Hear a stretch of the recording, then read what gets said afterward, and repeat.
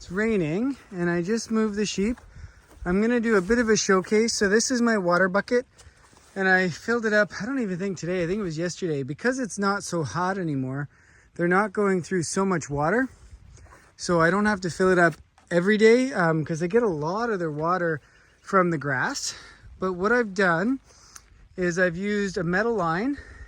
So no hungry sheep or funny sheep or whatever will chew it. And so it's a metal line all the way to the water. And it's got some sand in here just from them eating or whatever.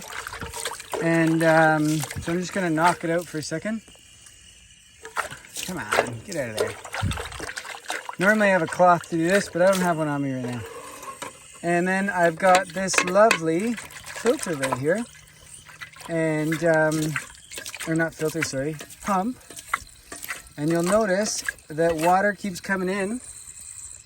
And all it is a float system. So when the water comes up, it will turn it off. And the sheep aren't getting into this.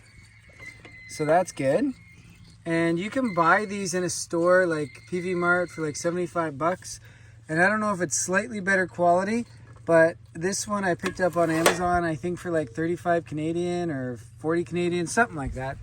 So a lot cheaper sometimes when you shop around. And like I said, this is just gravity fed, so it's nothing special. And we just make sure that we clean it if they get anything in it. But it is off the ground, so they haven't pooed in it yet. And if they do, I'll raise it up. But I wanted it fairly low so the baby sheep could get at it. He's still drinking milk, but it's important to me that for whatever reason, if he needs water, he can get at it. And he's almost weaned now. He's pretty big, so it's not as important now, but it was when I got them. So this is just a chicken tractor, exactly the same as my chicken tractors, except I took the door right off. And I probably didn't need all this chicken wire and different stuff, but I'd already built it and it doesn't really make sense for me to take it apart. It's not harming anything and it stops other critters from getting into the sheep. Not that they're really going to, but it also stops the sheep from trying to jump out in an awkward way or getting tangled up. So this allows them to get out of the rain. So it's dry in here, and when it's hot, get out of the sun. And yeah, it's pretty awesome. And the reason there's no door is I didn't want them to get trapped in here. They don't need it for safety at night. It's more just to feel secure and stay out of the elements. So I just moved these lovely sheep and they are eating fresh grass, and I don't have a great pasture yet. It's a lot of weeds and you can see there's lots of earth, but as they eat and poop and pee, and then the chickens come and lay their manure when I pull their chicken tractors here, and then eventually we get pigs next week. The pigs will follow in pursuit, and that will allow the pasture to get even more manure and in a sequence that doesn't get any of the animals sick and allows the pasture to thrive. So you'll notice all these electric lines around me, and these ones that I'm looking at right now are extremely temporary. I move them every day, well, I guess every third day, because that's where they've been and this is where we're going. And so we'll just keep doing a straight shoot down. And if you can see it, I've installed temporary lines, but they stay a lot longer on both ends or both sides, all the way down to the very end. You probably can't see that even if I zoom in. Let's see. Yeah, you can see them down there. That's at like 9x zoom. So yeah, way down there, we've got more posts, and then they just started over here before they were in that pasture. And we don't have a lot of land, but as our pasture improves, they'll be able to have more sheep in here without it being an impact. And what's really cool is to watch what they eat.